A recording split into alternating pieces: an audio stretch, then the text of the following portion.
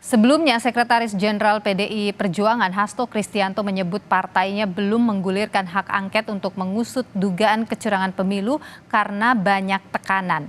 Hasto bilang ada tekanan dari pihak istana seperti mengambil alih kursi ketum parpol yang menggulirkan hak angket.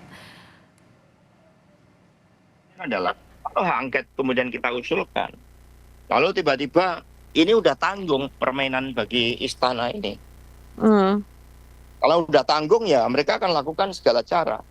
Maka karena angket ini menakutkan bagi pemerintah, bagi Pak Jokowi, maka kita harus membangun kesadaran tentang pentingnya angket ini.